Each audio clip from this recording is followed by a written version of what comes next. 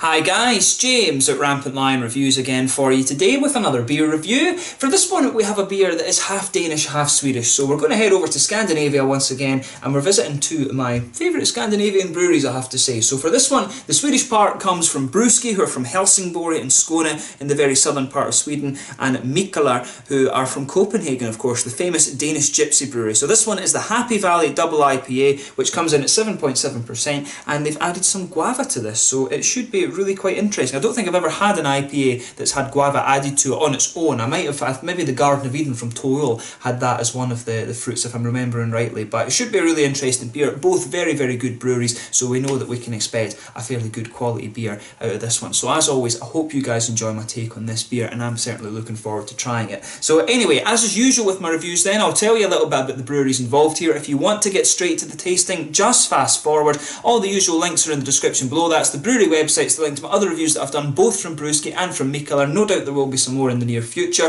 There's all the usual social media. If you want to see more beer reviews, do please consider subscribing to the channel. The whole channel, of course, has a geography-based tagging system, so you can go into the homepage and search for beer based on country, city or state, whatever it is you're interested in. Do check out the playlist of beers from different countries. There is one there both from my Swedish reviews and from my Danish reviews. Those are constantly being added to, and as always, please do get in touch and let me know some of the other beers and breweries that you guys would like to see me review. It's always great to hear from you guys that are watching the videos, and the support that you show the channel is hugely appreciated. So anyway, first off to Brewski then. So Brewski were founded back in 2014 and they're based in Helsingborg in the northwestern corner of Skåne county in southern Sweden. And the founders of the company are Marcus Hjalmarsson, Johan Britsen, Alfred Olsson and Robin Skoglund. And all of these guys were largely inspired to get into craft beer through their love of the West Coast American beers. But Marcus was originally associated with the High Nose brand of beer, which was brewed originally at the Höganäs brewery. On some of the beers are actually still brewed there, and some of the early Brewski beers were actually brewed up there as well, although they're now all brewed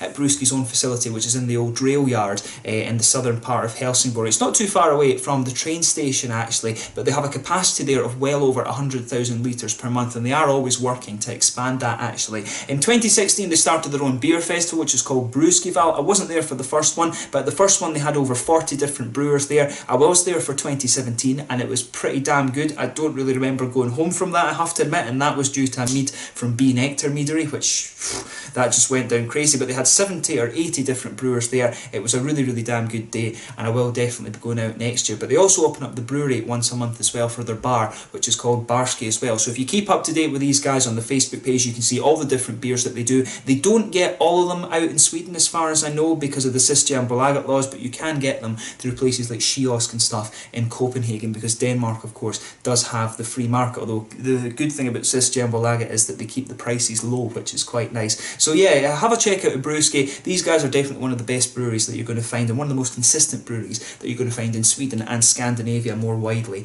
at the moment. So make sure you have a go at some of their beers. Probably my favourite one I've had from these guys so far was the Conan Double IPA. That was really, really damn good, and I think that's a regular in the Systembolaget range now as well. But that's all you need to know. Check out the brewery website in the description below. So on to Mikkeller then. So Mikkeller of course are the famous Danish gypsy brewery that was started by Christian Keller, who was a journalist, and Mikael Bjergsol, who was actually a science and maths teacher before he became a brewer. But again, these guys are very influenced by the American craft beer movement, and they basically started out as the home brewing experimentation of Christian and Mikael. They introduced their beers into their beer group, and it kind of grew from there. And for a long time they didn't have their own brewery, but rather brewed at host breweries in Norway, America, Scotland and Belgium as well. Most of their beer is actually still brewed at the Prof Brewery in Lokris de Heifte, which is near Ghent in Belgium, but their home base as such is the Mikkeller bar in Copenhagen, and they also have a collaboration bar there with Toil as well, whose founders were actually students of Mikkel's.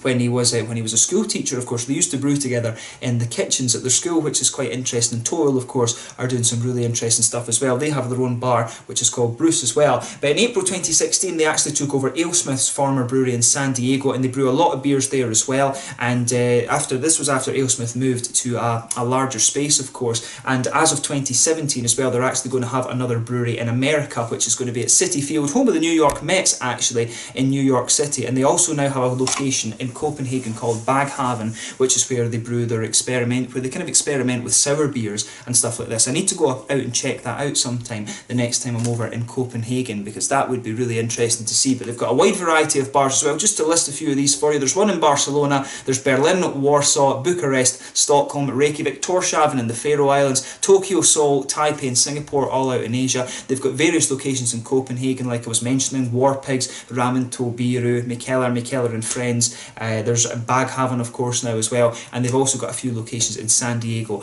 and in Bangkok, in Tokyo as well. So they're spreading out all over the place. They're getting lots of different beers and bars and things like this. Mikkeller, of course, have probably produced well over 1,000 different beers these days, but a very experimental brewery, and one that you definitely need to check out if you haven't already. But that's all you need to know about both breweries here. Let's actually get on to the tasting of this beer itself. So I'll just bring up the camera and let you have a little look at the artwork on this one there. You can see, I'm just checking the camera control there. You can see really nicely presented, this one with the guava on the front. I'm not sure exactly what the kind of the artwork is supposed to mean on this one. It says on the side here, Magic Valley Double IPA. It's witching hour on a dark moonless night. You're huddled with friends around a campfire in the woods, far from town, taking turns telling stories. Someone has just recounted a particularly eerie tale about an encounter with a ghost, insisting it was true. You sit quietly, staring into the flames, reluctant to let on that it actually made your skin crawl. Then someone in the shadows clears his throat and begins to speak. Did you hear the one about the Magic Valley? So, don't know, maybe it's a horror story. I maybe should have actually googled that a little bit before I actually did the video, but it doesn't matter so much. Did a lot of research on the breweries, and there you can see, there's the Brewski bottle cap on this one. I do like that, and on the side there you can see the Mikkeller symbol as well. Mikkeller, of course, well known for that distinctive style of artwork. So without further ado then, let's get this guy out and get on with the tasting. And I'll tell you something, you know, I really have missed these Brewski beers when I've for my year that I've not actually been in Sweden, so I'm definitely looking forward to this. This is the first Brewski beer I've had in quite some time. So yeah, I'm sure this one will be really nice. I think the last one that I reviewed for you was actually Snout Juice, which was quite an interesting one. So as you can see, nice pale golden straw colour on this one. It's actually not quite as hazy as some of the other ones that I've had from Brewski before. You can see there's a solid 2/3 finger of a frothy white head. I would say it's maybe slightly creamy, maybe not perfectly white. 1 or 2 big bubbles sticking towards the side of the glass there. There is a degree of transparency to it if I put my fingers behind it, but at the same time it does have a little bit of opacity to it as well. You can smell some of these nice fruity notes. The guava really kind of comes out at you from this. It reminds me of yogurts actually, some of these fruit yogurts that my mum used to give me when I was younger. But yeah, it does smell nice, this. So yeah, when you sugar it up a little bit, you can get a bit of grapefruit. I think there's some citra hop in here. It's got a little bit of that kind of mango note. There's maybe even a wee bit of a sort of orangey character as well. Maybe there's mosaic or something like that in there. Citra and mosaic would actually be quite good for this beer when you think about it, because they give you all these kind of tropical fruit complexities. You know, mosaic gives you the tangerines, but then you start to get pineapples and all these kind of things. But there's definitely a wee bit of grapefruit just underpinning that. Mango, I think there's a wee bit of a sort of orangey character there as well, but you can smell the juiciness of the guava there just kind of backing it all up. You can smell the slightly more oily fruits, which will be the ones that are kind of extracted from the hops. But then you'll start to pick up, you do start to pick up that lighter kind of juicy note from the guava, which is really interesting. Of course, it's got a little bit of that kind of floral aromaticity. To me, this one smells a little bit more grassy. It's got a little bit of that kind of, it does have a wee bit of that spicy floral note, but it does smell more grassy at the same time, I would say. And you can pick up a little bit of a pale kind of biscuity malt in the beer as well. But overall, it does lean towards the kind of fruity, juicy side of things, which is what you expect from a double IPA. Let's be straight up about that. So yeah, guava definitely coming out, a little bit of grapefruit underpinning it. I think there's mangoes and tangerines in there as well, and a few other little bits of tropical fruit as well, but the guava really is kind of sticking out on this one, which is what you'd expect when they have added guava to it. So yeah, as I always say, just take a little bit of time and enjoy the aroma of the beer before you get stuck into it. But let's have a go at this one now. So this one is the Magic Valley Double IPA, a collaboration brew between Brewski Craft Brewery or Brewski Microbrewery from Helsingborg and Skåne, and Mikkeller, the famous Danish gypsy brewery, originally from Copenhagen. Let's get stuck in. Slange, Skal.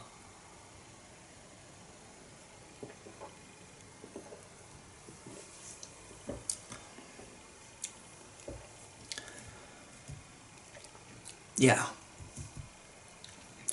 It's a nice beer, that.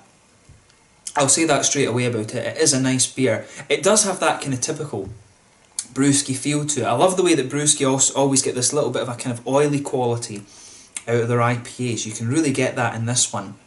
And you know, I'm getting a bit of nostalgia here because I haven't had one of the Brewski IPAs in quite a wee while, but it's a really damn good beer, this one.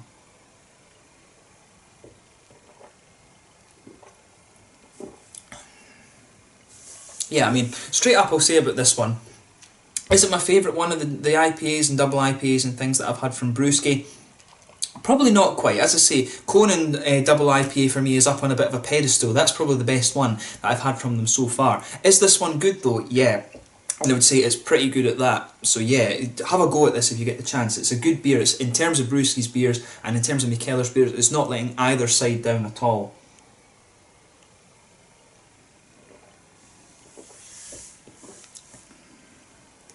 Yeah, that's nice. So yeah, with the malt base on this one, it is pretty much what you expect. Brewski, I've always found, are quite, don't want to say minimalist if you like, but they are kind of more hop forward than anything else when it comes to their IPAs. So the malt base on this one is pretty straight up. You can feel that nice kind of white bready, pale malty character going right across the middle of your palate there. It almost has just a tiny little bit of that oaty smoothness to it, but you can kind of tell from the colour of the beer and things. I don't think they've really added oats to this one. It would be a lot more hazy if they did that, but it definitely has a bit of that pale malt quality, and there's a wee bit of the sort of, there's a little bit of an almost biscuity sweetness right in the middle of your palate too. And the edge of your tongue, of course, is where all these lovely hop flavours are coming out, but the malt base isn't what the focus of this beer really is.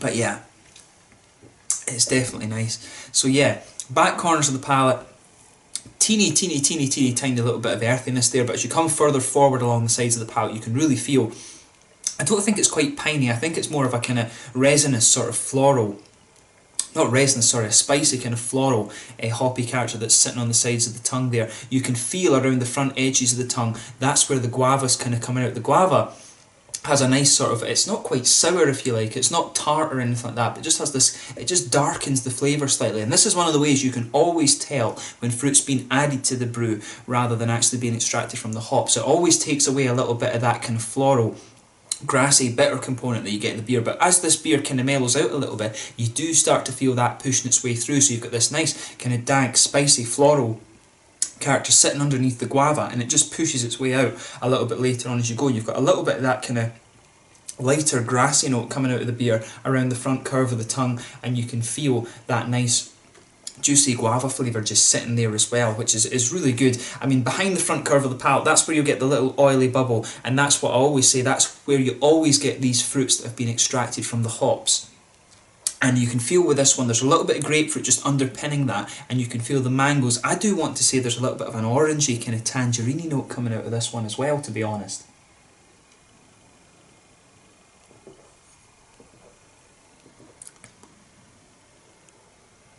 Yeah, definitely mangoes, there's no doubt in my mind about that. There's a wee tiny little bit of a darker thing coming out of it. The darker fruit, it's either passion fruit or grapefruit. I'm leaning more towards saying that it's a little bit of grapefruit, and it comes out particularly more. You've seen how long it was since I took a sip of the beer. To me now it's coming out more like a kind of like a grapefruit if you like, and then there's mangoes on top of that. I'm sure there's a wee bit of a tangerine orange in there, and then you start to get a few more of these tropical fruit complexities. But what's interesting about this one is, as I say, you get a little bit of that dark grapefruit coming out, and then the guava sort of balances it. The guava builds a really kind of interesting bridge between this, between the grapefruity aspects of the beer and the guava. It just goes together really well. I'm not quite sure how to describe that. On the edge of the tongue, like I say, that darker flavour from the guava sitting there, and then you've got the grapefruit just behind the front curve of your palate as well. So the front of your palate essentially has this kind of slightly darker tropical fruit flavour to it, which is really quite interesting. I'm not sure if darker is the best descriptor, but if you try this beer for yourself, I'm sure you'll see what I'm trying to describe to you. But it's quite unusual. Like I say, I don't think I've ever had an IPA where they've added only guava to the brew, if that makes sense. But it works, it really does work. So I would love to see them kind of play around with more fruits and things like this. But of course, that's what that's what Brewski like to do with their beers. I mean, you've got the whole Fever series, which is dedicated to that. So it would be cool to see them do a guava Fever or something like that. So maybe that's what this beer was supposed to be a kind of precursor of. So yeah, it would be interesting to see them experiment with a few more of these kind of tropical fruits. So a thumbs up to Brewski for this one. And to be honest, if anyone was going to pull it off quite well with that Fever series that they have, Brewski would be the ones to do it. So have a go at it and see what you think. It's always nice to try beers that are a little bit different to other things that you've had before. In terms of the mouthfeel of this beer then, I would say probably mid-bodied, which is what you expect from Brewski and Mikkeller. Yeah, mid-bodied. Carbonation on this one's quite smooth. It leans a little bit more towards the oily side of things in terms of its mouthfeel. I would say has a good little bit of hoppy bitterness, not quite as big in IBUs as some of the Brewski or Mikkeller beers that you're going to come across. There's a juicy, as I say, there's a nice little bit of juicy fruity character. This one is a little bit darker because of the guava and things that are in it, and the malt base is quite smooth. There's just a little bit of sweetness to it, but overall it's a really nice beer. Is it the best one that I've had from Mikkeller or for Brewski? Not quite, I would say, but it's certainly an interesting one. And it's definitely worth trying. Probably my favourite IPA I've had from Mikkeller has been the 1000 IBUs, and my favourite one that I've had from Brewski has been the Conan. This one doesn't quite reach those heights, I would say, but it's definitely a good beer. It's something different, and that's what you want from craft breweries. You want them to experiment. So a big thumbs up both to Brewski and Mikkeller for producing this one. It's an interesting beer, and I certainly wouldn't hesitate to drink it again. I would love to see Brewski produce a guava Fever, just to see how it turns out, because I think what they have is they've got a good base recipe for these fruit IPAs, and they play with the hops a little bit and just see how it goes. But they've certainly done an interesting job with the guava in this one, so maybe that's something for them to think about in the future. But yeah, this one was the Magic Valley Double IPA, a really interesting concoction from Mikkeller and from Brewski from Denmark and Sweden, of course. But thank you once again for watching my beer reviews. I hope you've enjoyed this one. Until the next time, please like, subscribe, share, all the usual YouTube stuff. Let me know your own thoughts on this beer in the comment section below. Let me know what your favourite beers are from both Mikkeller and from Brewski, and hopefully I can catch you soon. Make sure you check out my social media, and I will see you soon with more beer reviews. We will return to Brewski and Mikkeller in the very near future. So that's just now, and I will catch you guys very soon. Cheers.